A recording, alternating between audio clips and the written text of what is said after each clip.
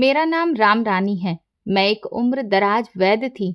उस रात मैं दूसरे गांव में एक आदमी का इलाज करके आधी रात को अपने घर लौट रही थी। रास्ता काफी सुनसान था। ठंडी हवा चल रही थी। तभी मैंने रास्ते के किनारे पर एक पुराने पेड़ के नीचे एक दाई को जोर जोर से चीखते चिल्लाते हुए सुना। वो खेतों की तरफ देखकर चिल्ला रही थी और उसके हाथ में कुछ था।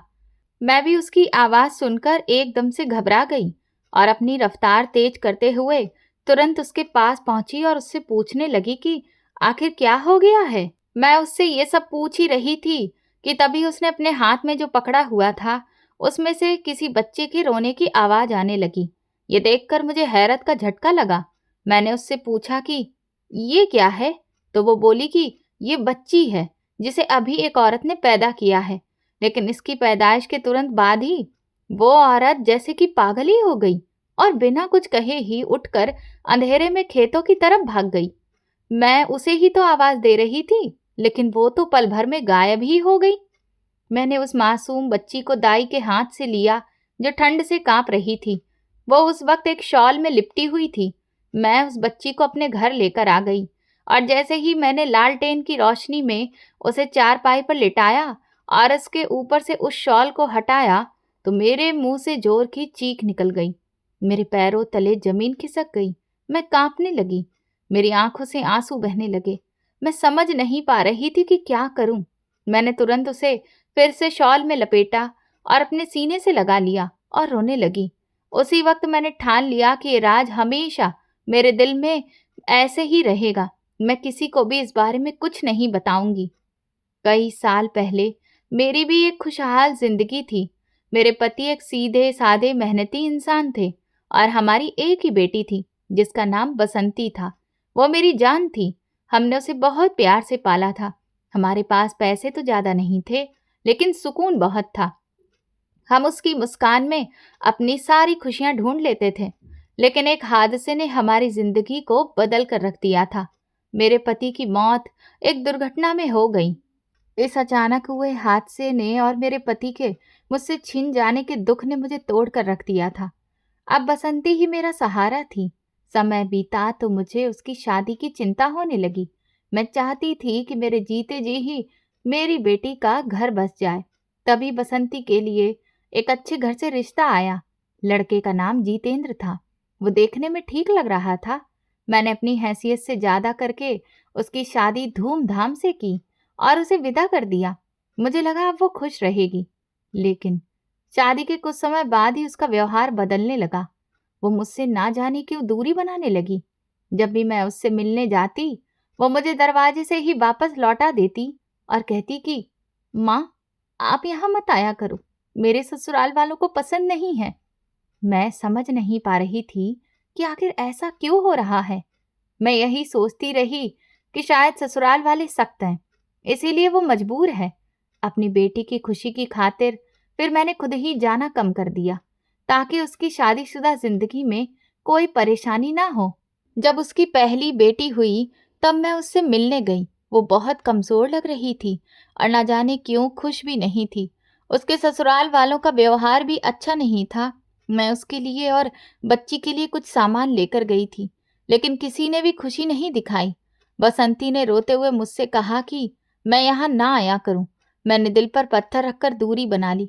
मुझे नहीं पता था कि जीतेंद्र उसे किस तरह डराकर मुझसे दूर रख रहा है और वो किस तकलीफ में जी रही है।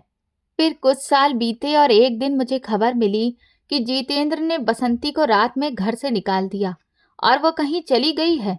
मैं भागती हुई सीधा उसके घर गई, लेकिन उसके ससुराल वालों ने मुझे धक्का देकर निकाल दिया। मैंने हर जगह अपनी बेटी को ढूंढा, रिश्तेदारों के यहाँ गई, मंदिरों में ढूंढा, भगवान के आगे माथा टेक कर बेटी से मिला देने की प्रार्थना की, लेकिन उसका कोई पता नहीं चला। इस सदमे ने मुझे तोड़ दिया। मैंने वो गांव छोड़ दिया और दूर एक गांव में आकर रहने लगी। वहां भी मैंने अपना वैद्य का काम शुरू कर दिया, जो मैं पिछले गांव में करती थी, ताकि खुद को संभाल सकूं और अपना खर्च भी उठा सकूं। उसी दौरान उस रात जब मैं पास के एक गांव में इलाज करने गई थी, तब मुझे वो बच्ची मिली। अगली सुबह गांव की औरतों ने मेरे घर से बच्चे के रोने की आवाज सुनी और सब मेरे घर आ गईं। उन्होंने पूछा, आपके पास ये बच्ची कहाँ से आई? मैंने शांत रहकर कहा कि मुझे ये बगल के गांव के रास्ते में लावारिस मिली थी। कोई इसे मरने के लिए छोड़ गया था, इसीलिए मैं इसे घर ले आई और अब मैं ही इसे पालूंगी। गांव वालों ने मेरी बात मान ली और मेरी तारीफ करने लगे कि मैं एक बहुत ही अच्छा काम किया है। मैंने उस बच्ची का नाम नीलम रखा। नीलम मेरी सूनी जिंदगी में रोशनी बनकर आई थी। मैंने उसे बहुत प्यार से पाला, उसकी हर छोटी चीज का ख्याल रखा। उसकी मुस्कान मेरी दुनिया बन गई, लेकिन मेरे दिल में हमेशा एक डर बना रहता था कि कहीं वो राज सामने ना आ जाए। मुझे डर लगा रहता था कि कहीं कोई मेरी इस बेटी को भी मुझसे ना छीन ले। मैं रातों को उठ उठ कर उसका चेहरा देखती और भगवान से उसकी रक्षा की प्रार्थना करती रहती। वक्त बड़ी तेजी से गुजरता गया और नीलम बड़ी होने लगी। वो बिल्कुल चांद की तरह खूबसूरत थी। उसकी मासूमियत और खूबसूरती देखकर गांव का हर इंसान उससे प्यार करता था। अम्मा, आज हम कौन से गांव जाएंगे? और आज आप मुझे कौन सी जड़ी बूटी के बारे में सिखाओगी? नीलम अक्सर सुबह सुबह मेरे पीछे चलते हुए मुझसे पूछती थी। मैं उसे प्यार से गले लगाती और कहती, मेरी बच्ची, तू तो खुद एक दवा है। तेरे हाथ लगाने से ही बीमार ठीक हो जाए। मैं गांव गांव जाती और वो साए की तरह मेरे साथ रहती। मैंने उसे छोटी सी उम्र में ही जड़ी बूटियों की पहचान और देसी इलाज के बारे में सिखाना शुरू कर दिया था। वो बहुत तेज थी और हर बात को जल्दी समझ जाती थी। अम्मा, ये पुदीना और अदरक का काढ़ा है ना? इससे पेट दर्द ठीक होता है ना? वो अक्सर चीजें दिखाकर उनके फायदे बताती। उसकी ये बातें सुनकर मेरा दिल खुश हो जाता था कि मेरे बाद भी इसके पास कोई हुनर रहेगा जिससे वो अपना गुजारा कर सकेगी। वो गरीबों के साथ बहुत हमदर्दी से पेश आती और अक्सर अपना खाना भी किसी भूखे को दे देती। उसकी ये आदतें मुझे अंदर तक छू जाती थीं। लेकिन वो खौफनाक रात और वो रात जो मैंने दिल में छुपा रखा था, वो मुझे कभी कभी अकेले में बहुत डराता था। मैं सोचती थी कि अगर कभी नीलम को सच्चाई पता चल गई तो वो मेरे साथ कैसा व्यवहार करेगी। जब नीलम 18 की हुई तो वो पूरे इलाके में एक माहिर वैद्य के रूप में जानी जाने लगी। मैं अब बूढ़ी और कमजोर हो चुकी थी। मुझसे ज्यादा चला फिरा नहीं जाता था और आंखें भी कमजोर हो गई थीं। इसीलिए अब गांव के ज्यादातर लोग इलाज के लिए सीधे नीलम के पास आते थे। अम्मा, आप आराम करो, अब ये सारा काम मैं संभाल लूंगी। वो मुझे जबरदस्ती चारपाई पर लेटा देती थी। एक दिन गांव का एक गरीब कुम्हार अपनी बीमार पत्नी को लेकर हमारे घर आया। नीलम बेटी, इसे बचा लो, इसके पेट में बहुत तेज दर्द है और मेरे पास शहर के डॉक्टर के पैसे नहीं हैं, वो रोते हुए कह रहा था।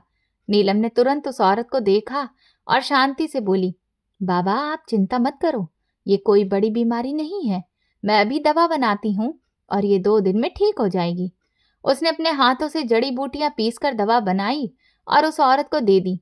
बाबा, आपको मुझे पैसे देने की जरूरत नहीं है, बस समय पर दवा दे देना। वो कुम्हार नीलम को आशीर्वाद देता हुआ चला गया। मैं चारपाई पर लेटी अपनी बेटी की अच्छाई देख रही थी और मेरा सीना गर्व से भर गया था। उसकी अच्छाई के चर्चे दूर दूर तक फैल गए थे और मुझे अपनी परवरिश पर बहुत गर्व था। उन्हीं दिनों पास वाले गांव में एक अमीर आदमी आकर रहने लगा, जिसका नाम कुलदीप था। वो पूरी तरह चारपाई पर पड़ा रहता था। उसके शरीर का आधा हिस्सा काम नहीं करता था और वो हर समय दर्द में रहता था। उसकी पत्नी बहुत ही लालची और रूखे स्वभाव की औरत थी। उसने उसकी बीमारी का फायदा उठाकर सारी संपत्ति अपने नाम कर ली थी और अब वो उसे इंसान समझना भी छोड़ चुकी थी। कुलदीप को हवेली के एक पीछे वाले कमरे में नौकरों के भरोसे छोड़ दिया गया था, जहां उसे समय पर खाना भी नहीं मिलता था। शहर के बड़े बड़े डॉक्टरों ने उसका इलाज किया, लेकिन कोई फायदा नहीं हुआ। वो दिन भर दर्द से कराहता रहता और मरने की प्रार्थना करता। कभी कभी वो प्यास से चिल्लाता, लेकिन उसकी सुनने वाला कोई नहीं था। उसकी पत्नी कभी कभार आती और ताना मारकर चली जाती कि तुम मर क्यों नहीं जाते, आखिर कब तक मेरे सर पर बोझ बने रहोगे। वो चुपचाप आंसू बहाता रहता और अपने अतीत को याद करता रहता। एक दोपहर हम घर के आंगन में बैठे थे, तभी एक आदमी हाँफता हुआ आया। वो किसी बड़े घर का नौकर लग रहा था। उसने आकर नीलम से कहा, नीलम जी, हमारे साथ चलिए, मेरे मालिक कुलदीप जी की हालत बहुत खराब है। वो मरने की कगार पर हैं। शहर के डॉक्टर भी जवाब दे चुके हैं। किसी ने आपका नाम बताया है। मेहरबानी करके उनकी जान बचा लीजिए। वो हाथ जोड़कर खड़ा हो गया। नीलम का दिल पिघल गया। उसने कहा, आप चिंता मत करो, मैं अभी चलती हूँ। जैसे ही मैंने हवेली का नाम सुना, मेरा दिल घबरा गया। मुझे अमीर लोगों से हमेशा डर लगता था। मैंने तुरंत मना किया। नहीं नीलम, तुम कहीं नहीं जाओगी। ये बड़े लोगों के मामले हैं। हम गरीबों को दूर ही रहना चाहिए। अगर कुछ हो गया तो दोष तुम पर आएगा। लेकिन नीलम ने कहा, अम्मा, आप ही ने सिखाया है कि मरीज की कोई जात या हैसियत नहीं होती, वो सिर्फ मदद चाहता है। मैंने उसे बहुत समझाया, लेकिन वो नहीं मानी। आखिरकार उसकी जिद और आंखों की विनती देखकर मैंने उसे जाने दिया।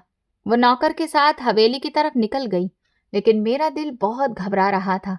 नीलम जब उस बड़ी पुरानी हवेली के अंदर गई तो चारों तरफ सन्नाटा था। वो नौकर के पीछे पीछे एक अंधेरे कमरे में पहुंची, जहां बीमारी और दवाइयों की अजीब सी गंध फैली हुई थी।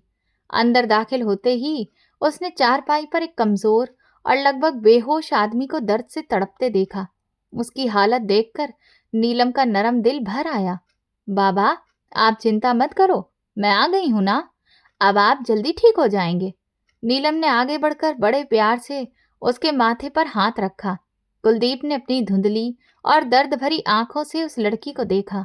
घर के नौकर काका ने आगे बढ़कर कहा, मालिक, ये वही वो इलाज करने वाली भली लड़की है जिसका मैंने आपसे जिक्र किया था। ये आपको ठीक कर देगी। कुलदीप के सूखे होठों पर हल्की सी मुस्कान आई और वो कांपती आवाज में बोला, तुम आ गई बेटी। मुझे तो लगा था कि अब यहाँ मौत के अलावा कोई नहीं आएगा। मेरा तो अपना साया भी मुझसे दूर भागता है। बाबा, भगवान पर भरोसा रखो, वो सब ठीक करेगा। इंसान को कभी उम्मीद नहीं छोड़नी चाहिए। नीलम उसे दिलासा दे रही थी कि तभी कमरे का दरवाजा जोर से खुला और एक घमंडी और तेज स्वभाव वाली औरत अंदर आई। ये कुलदीप की दूसरी पत्नी थी। उसने नीलम को ऊपर से नीचे तक घूर कर देखा और काका से बोली, ए काका, तुम किस गांव की अनपढ़ लड़की को उठा लाए हो? देखो लड़की, अगर तुम सोच रही हो कि मैं इस बूढ़े के इलाज पर पैसा खर्च करूंगी तो ये तुम्हारी सबसे बड़ी गलतफहमी है। ये तो वैसे भी कुछ दिनों का मेहमान है। इस पर अपना वक्त और जड़ी बूटियां मत खराब करो, और जब ये मर जाए तो बस मुझे बता देना। मुझसे किसी फीस की उम्मीद मत रखना। उस औरत की बातों में इतनी कड़वाहट और बेरुखी थी कि नीलम एक पल के लिए चुप रह गई। फिर उसने शांत होकर कहा, आप चिंता मत करें। इलाज करने वाला तो ऊपर वाला है, और पैसों के लिए मैं यहाँ नहीं आई हूँ।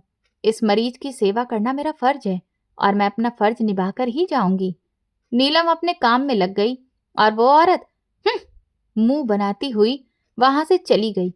दिन बीतते गए। नीलम की मेहनत रंग लाने लगी। वो रोज काका के साथ आती और फिर वापस चली जाती।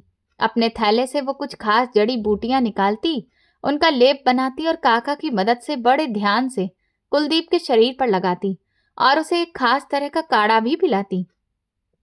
अब कुलदीप की हालत धीरे धीरे बेहतर होने लगी। जो दर्द उसे रात भर सोने नहीं देता था और जिससे वो चीखता रहता था, वो अब काफी कम हो गया था। नीलम रोज समय पर हवेली आती और घंटों उसके पास बैठकर उसकी मालिश करती और उसे गर्म काढ़ा पिलाती। कुलदीप को कई सालों बाद किसी के हाथों में इतनी नरमी और अपनापन महसूस हुआ। उसकी आंखों से अक्सर आंसू निकल आते। वो कहता, बेटी, तुम बहुत अच्छी हो। इस घर में तो सब मेरी मौत का इंतजार कर रहे हैं। मेरा खुद कमाया हुआ पैसा आज मेरे किसी काम नहीं आ रहा। कुलदीप रोते हुए अपने दिल की बात कहता। नीलम उसके हाथ पर हाथ रखकर कहती, बाबा, ऐसी बातें मत करो। इंसान से गलती हो जाती है, लेकिन सुधरने का मौका हमेशा मिलता है।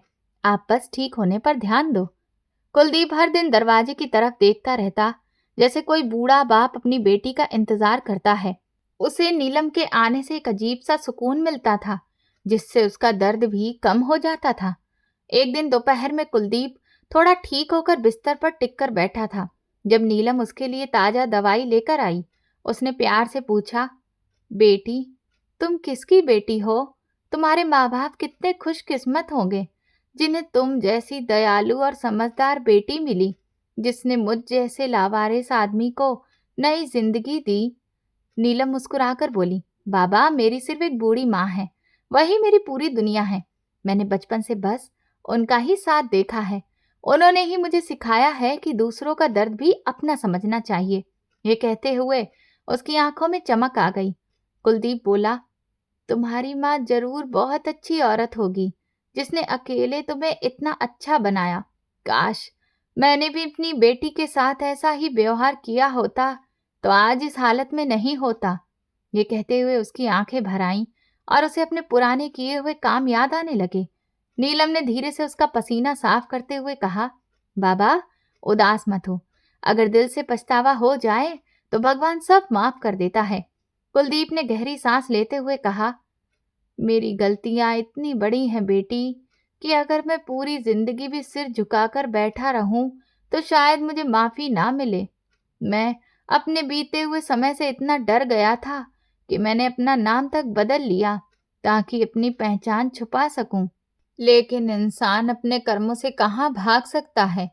नीलम ने हैरानी से पूछा, बाबा आपका असली नाम कुलदीप नहीं है, फिर आपने ये नाम क्यों रखा है और आप किस बात से भाग रहे हैं? वो थोड़ा जानने को बेचैन हो गई। कुलदीप ने धीरे से कहा, नहीं बेटी, मेरा असली नाम जितेंद्र था और मैंने ये नाम इसलिए रखा ताकि अपने पुराने पापों को छुपा सकूं। मैंने अपनी जवानी में बहुत गलत काम किए थे और बहुत लोगों पर जुल्म किए थे। अब उन्हीं का फल मुझे मिल रहा है। अपनी पहली बीवी और अपनी मासूम बेटी के लिए मैं एक दरिंदा बन चुका था।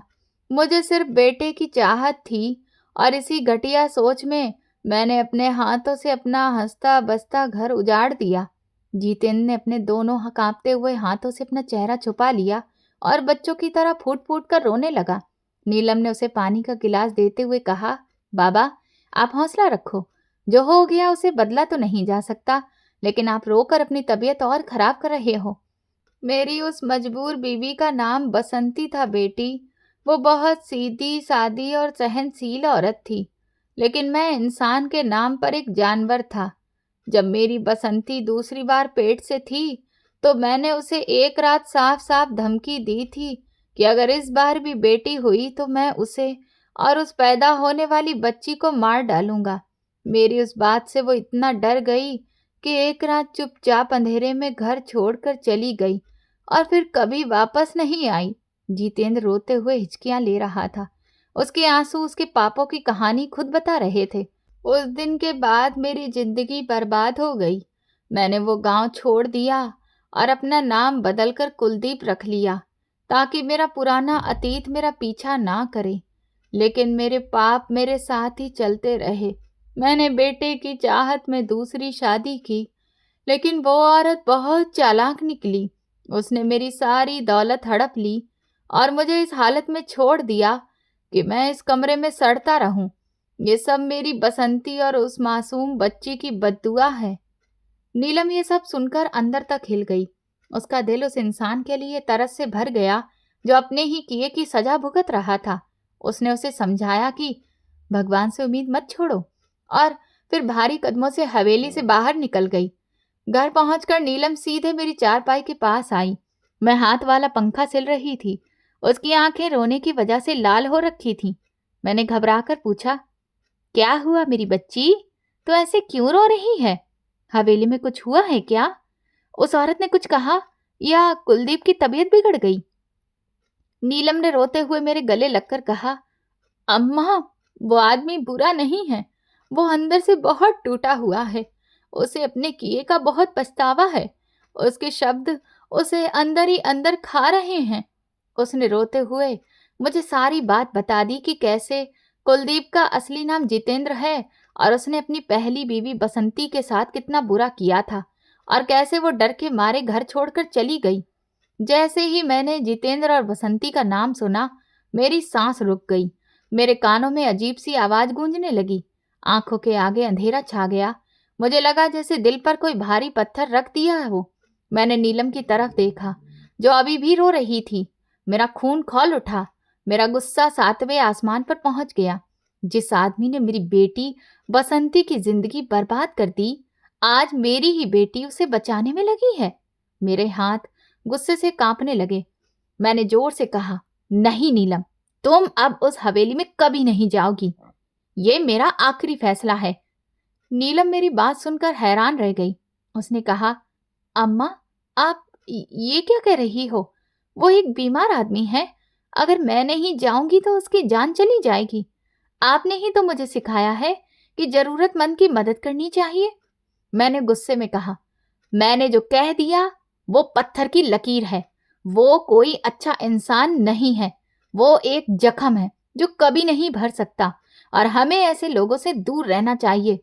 लेकिन उस वक्त मैं उसे सच नहीं बता सकती थी, क्योंकि मैं नहीं चाहती थी कि उसे अपनी पैदाइश का कड़वा सच पता चले। अम्मा, आप तो ऐसी नहीं थी। आपको तो हर गरीब और अमीर मरीज से दिल से हमदर्दी होती थी। फिर आज आप एक पछतावे में जलते हुए इंसान को माफ क्यों नहीं कर पा रही हैं? भगवान भी तो माफ करने वालों को पसंद करता है। नीलम ने आंसू पोंछते हुए हैरानी से कहा, तुम अभी बहुत छोटी हो और दुनिया के भयानक धोखे को नहीं समझती। बस तुम कल से अपने और मरीज देखने जाओगी और इस हवेली का रास्ता हमेशा के लिए भूल जाओगी। मैंने अपना मुंह दूसरी तरफ कर लिया ताकि वो मेरी आंखों में छुपी हुई नफरत और वो गहरा दुख देख न सके जो मैंने इतने साल से छुपा रखा था। नीलम रोती हुई चुपचाप अपने कमरे में चली गई और मैं अकेली घर के कच्चे आंगन में खड़ी उस अंधेरी और भयानक रात को याद करने लगी, जिसने कई साल पहले मुझसे मेरी सगी बेटी छीन ली थी। और आज वही जालिम अतीत एक नए और डरावने तूफान की तरह मेरे ही दरवाजे पर आकर खड़ा हो गया था। मुझे आज अकेले में यह फैसला करना था कि अब आगे क्या करना है। क्या उस जालिम को ऐसे ही तड़पने के लिए छोड़ दूं या आगे बढ़कर इस राज से पर्दा हटा दूं और उसे उसके किए की ऐसी ही दर्दनाक सजा दूं। मैं चारपाई से उठी और भगवान के सामने बैठ गई और उनसे रास्ता दिखाने की प्रार्थना करने लगी। सुबह होते ही मेरे दिल को एक अजीब सा सुकून और हिम्मत मिल गई थी। मैंने फैसला कर लिया था कि अब इस राज को खोलने का समय आ गया है और उस जालिम को उसके किए की सजा मिलनी चाहिए। नीलम ने अपनी मेहनत से गांव में छोटा सा दवाखाना खोल लिया था। सुबह जब नीलम अपने उसी दवाखाने जाने के लिए तैयार हो रही थी तो मैंने उसे अपने पास बुलाया और नरमी से लेकिन साफ लहजे में कहा, आज तुम दवाखाने नहीं जाओगी, मेरे साथ हवेली चलोगी। नीलम मेरी बात सुनकर चौंक गई, क्योंकि कल ही मैंने उसे हवेली जाने से मना किया था। उसने मुझसे वजह पूछनी चाही, लेकिन मैंने उसे चुप करा दिया और कहा, आज तुम्हें बहुत से सवालों के जवाब मिलने वाले हैं जो मैंने इतने सालों से अपने सीने में दबा कर रखे थे। हम दोनों माँ बेटी चुपचाप घर से निकले और हवेली की तरफ चल पड़े। हवेली के बड़े दरवाजे से अंदर जाते ही मुझे एक अजीब सी घुटन महसूस हुई। नीलम मुझे सीधे उसी अंधेरे कमरे में ले गई जहां जितेंद्र बिस्तर पर पड़ा था। जितेंद्र ने दरवाजे की आहट सुनी और नीलम को देखकर उसके सूखे चेहरे पर हल्की सी चमक आ गई। लेकिन जैसे ही उसकी नजर नीलम के पीछे खड़ी मुझ पर पड़ी तो उसका चेहरा सख्त हो गया। उसने मुश्किल से बोलते हुए कहा, बेटी, ये तुम्हारे साथ कौन है और आज तुम इतनी चुप क्यों हो? मैंने नीलम को पीछे किया और खुद आगे बढ़कर जितेंद्र के पास जाकर खड़ी हो गई। मैंने उसकी आंखों में आंखें डालकर ठंडे और तेज लहजे में कहा, क्यों, पहचाना नहीं मुझे? मेरा नाम राम रानी है, जितेंद्र। जैसे ही मैंने उसका नाम लिया उसके पूरे शरीर में सिहरन दौड़ गई और वो डर के साथ मुझे देखने लगा। उसकी आंखों में पहचान साफ दिखाई दे रही थी। मैंने आगे कहा, मैं उसी बदकिस्मत बसंती की माँ हूं जिससे तुमने बेटे की चाह में इतना डरा दिया था कि वो रात के अंधेरे में अपना घर छोड़कर भागने पर मजबूर हो गई थी। मेरी बात सुनकर जितेंद्र जैसे पत्थर का हो गया। वो फटी आंखों से मुझे देखने लगा। उसके सूखे होंठ कांपने लगे और वो हकलाते हुए बोला, राम रानी, आप? हाँ, मैं, उसी बसंती की माँ जिसकी हंसती खेलती जिंदगी तुमने अपने जानवर जैसे रूप से नरक बना दी थी। तुमने सोचा भी कैसे कि नाम बदलकर अपने काले अतीत से बच जाओगे? मैंने अपने अंदर का सारा गुस्सा और नफरत अपने शब्दों में निकालते हुए कहा। जितेंद्र जोर जोर से रोने लगा और हाथ जोड़कर बोला, मुझे माफ कर दो, मुझसे बहुत बड़ा पाप हो गया था। मैंने अपनी बसंती पर बहुत जुल्म किए थे, लेकिन उसके जाने के बाद मेरी जिंदगी सजा बन गई। मैंने उसे रोते हुए ही बीच में रोक दिया और कहा, तुम्हारे रोने से अब कुछ नहीं बदलने वाला, क्योंकि जो तुमने किया है उसका कोई हिसाब नहीं हो सकता। नीलम ये सब देखकर हैरान और सदमे में थी। वो कभी मुझे देखती तो कभी जितेंद्र को। उसे समझ नहीं आ रहा था कि ये सब क्या हो रहा है। मैंने जितेंद्र की तरफ देखा और गहरी सांस लेकर वो राज खोलना शुरू किया जिसे मैंने इतने सालों से छुपा रखा था। मैंने जितेंद्र से कहा, जिस रात तुम्हारी धमकियों से डरकर बसंती घर से भागी थी, वो दर्द से करा रही थी, लेकिन वो तुमसे दूर चली जाना चाहती थी और इसीलिए ऐसी हालत में भी वो लगातार चलती रही और एक गांव के किनारे सुनसान जगह पर पहुंच गई। उसे भयंकर दर्द शुरू हो चुका था। उसकी किस्मत अच्छी थी कि जिस जगह वो पहुंची वहां उसे गांव की दाई रहती थी। उसने जब बसंती की दर्द भरी आवाज सुनी तो वो तुरंत ही उसे अपनी झोपड़ी में ले गई। बसंती ने एक बच्ची को जन्म दिया। उस दाई का कहना था कि जैसे ही मैंने उसे ये बताया कि बेटी हुई है तो वो औरत डर के मारे कांपने लगी थी और जोर जोर से रोने लगी। इसके बाद उसने अपनी बेटी को अपनी गोद में उठाया, खूब प्यार किया। वो दाई बोली कि मैं उस औरत के लिए गरम गरम काढ़ा तैयार करने में व्यस्त हो गई और इसी बीच वो औरत उठी और अंधेरे में खेतों की तरफ भाग गई और अपनी नवजात बच्ची को उसी झोपड़ी में छोड़ गई। अब तुम सोच रहे हो कि मुझे ये सब कैसे पता?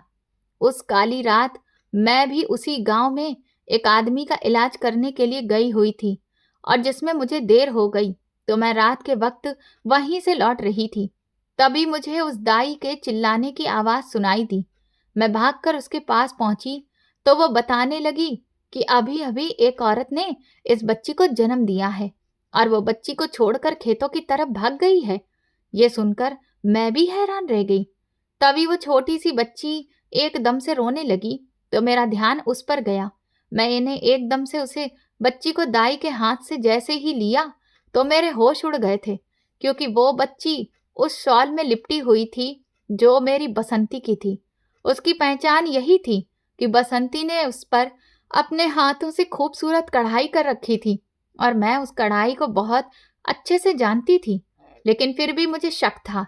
और जैसे ही मैंने उस शॉल को हटाकर बच्ची को देखा तो मेरा शक यकीन में बदल गया, क्योंकि उस बच्ची के गले में एक लॉकेट पड़ा था जो चांदी का था और वो वही लॉकेट था जो मैंने अपनी बसंती को दिया था। वो बेचारी जाने से पहले अपनी बेटी को वही लॉकेट पहनाकर चली गई थी। ये सब देखकर मैं साफ समझ गई कि जो औरत भागी है वो और कोई नहीं बल्कि मेरी बसंती थी और ये मेरी बसंती की ही बेटी है। उस पल मुझे कुछ भी समझते हुए देर नहीं लगी। अब तक मेरी बेटी का जो भी व्यवहार था वो एक पल में ही मेरी आंखों के आगे घूम गया और मैं समझ गई कि उसके साथ क्या हो रहा होगा, जिस वजह से आज उसने इतना कठोर फैसला लिया और अपनी बेटी को छोड़कर इस तरह से वो चली गई। मैं समझ गई कि उसे डर था कि अगर तुम्हें पता चल गया कि उसने फिर से बेटी पैदा की है तो तुम शायद उसे और उसकी बेटी को मार डालो। मेरी ये बात सुनकर जितेंद्र जोर जोर से रोने लगा और बोला, मैं कितना बड़ा जालिम हूँ कि मेरी बीवी मेरी ही बच्ची को अंधेरे में छोड़कर भाग गई। मैंने गुस्से से उसे चुप रहने का इशारा किया और अपनी बात आगे बढ़ाई। मैं अपनी बेटी की निशानी को ऐसे कहीं लावारिस नहीं छोड़ सकती थी, इसीलिए मैंने उस दाई के आगे हाथ जोड़े और उससे प्रार्थना की कि वो ये बच्ची मुझे दे दे। मैं इस दुनिया में अब बिल्कुल अकेली हूँ और मुझे एक सहारा चाहिए। वो दाई कहने लगी कि लेकिन अगर वो औरत वापस आ गई और उसने अपनी बेटी वापस मांगी तो? मैंने उससे कहा कि अगर उसे अपनी बेटी को साथ ले जाना ही होता तो उसे यहाँ छोड़कर क्यों भागती। मेरी बात सुनकर वो सहमत हुई तो उसने मुझे खुशी खुशी वो बच्ची दे दी। वो कहने लगी कि मैं वैसे भी इस बच्ची की जिम्मेदारी नहीं ले सकती। अगर तुम इसे पालोगी तो इससे बेहतर बात और कुछ नहीं हो सकती। फिर मैं उस बच्ची को उठाकर अपने घर ले आई और उसे गर्म कपड़े में लपेटा। किस्मत का खेल देखो कि वो बच्ची अपनी नानी तक कैसे पहुंच गई।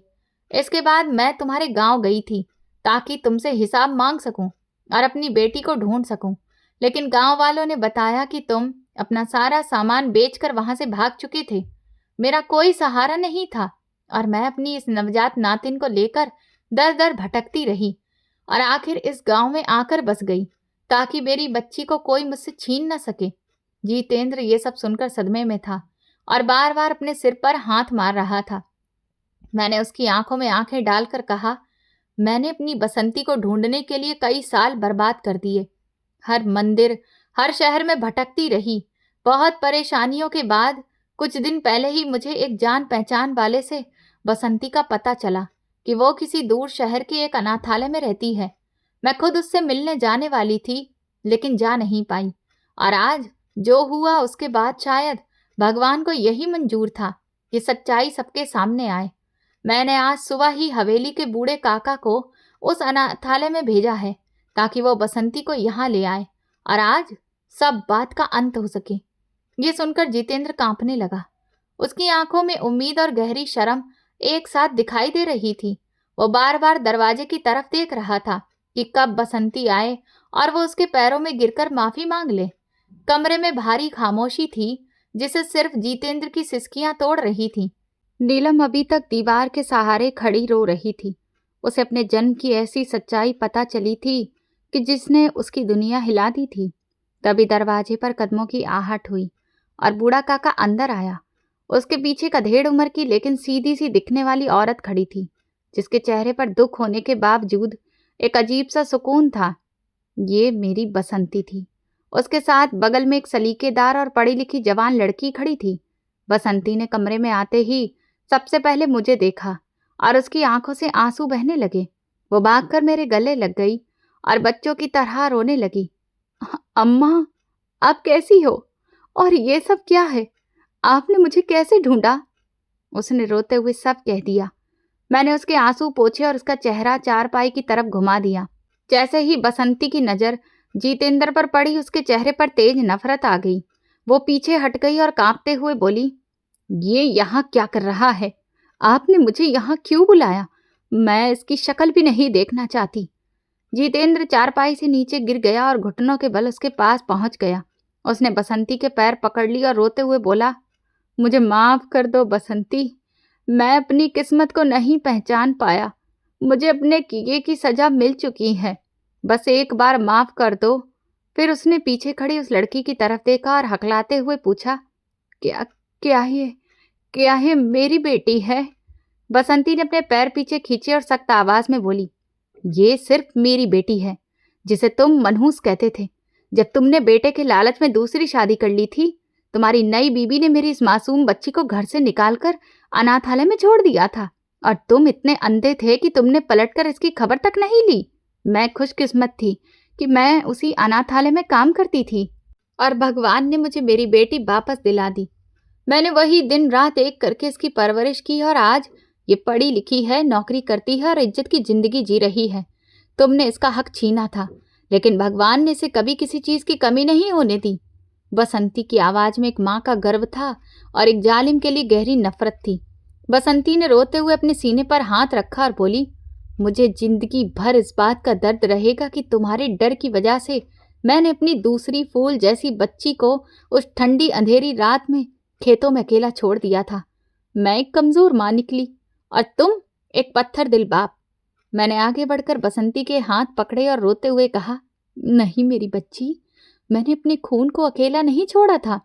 बसंती ने हैरानी से मेरी तरफ देखा और बोली, अम्मा, आप ये क्या कह रही हो? मैंने हल्की सी मुस्कान के साथ अपने आंसू पोंछे और नीलम का हाथ पकड़कर उसे बसंती के सामने खड़ा कर दिया। मैंने उसकी आंखों में देखते हुए कहा, भगवान की मर्जी बहुत बड़ी होती है बसंती। जिस रात तुम इस बच्ची को खेत में छोड़कर भागी थी, उसी रात मैं उसी गांव में इलाज करने गई थी और जिस दाई ने तुम्हारी डिलीवरी की वो मुझसे टकरा गई। मैंने इसके गले में पड़े लॉकेट से पहचान लिया था कि ये मेरी बसंती की बेटी है। मैंने इसका नाम नीलम रखा है, इसे पढ़ाया लिखाया है और अब ये आयुर्वेदिक डॉक्टर भी बन गई है और आज इसी ने अपने जालिम बाप को मौत के मुंह से वापस खींच लिया है। बसंती की आंखें खुशी और हैरानी से भर गईं और वो यकीन नहीं कर पा रही थी। वो नीलम के चेहरे को छू कर देख रही थी। नीलम रोते हुए आगे बढ़ी और बसंती को गले से लगा लिया। तभी उसकी बड़ी बहन भी आगे बढ़ी और नीलम से लिपट गई। तीनों माँ बेटियां इतने सालों बाद एक दूसरे से मिलकर फूट फूट कर रोने लगीं, जैसे बरसों का दर्द बह रहा हो। कमरे का माहौल भी भर गया था। जितेंद्र ये सब देख रहा था और अंदर ही अंदर टूट रहा था। उसने कांपते हुए हाथ नीलम की तरफ बढ़ाए और रोते हुए बोला, बेटी, मैं तुम्हारा बाप हूं, एक बार मुझे भी गले लगा लो। नीलम ने आंसू पोंछे और उसकी तरफ देखते हुए बोली, जिस घमंड में आपने हम पर जुल्म किया था, आज वही घमंड आपको इस हालत में छोड़ गया है। हम सब आपको यहीं छोड़ कर जा रहे हैं और यही आपकी सजा है।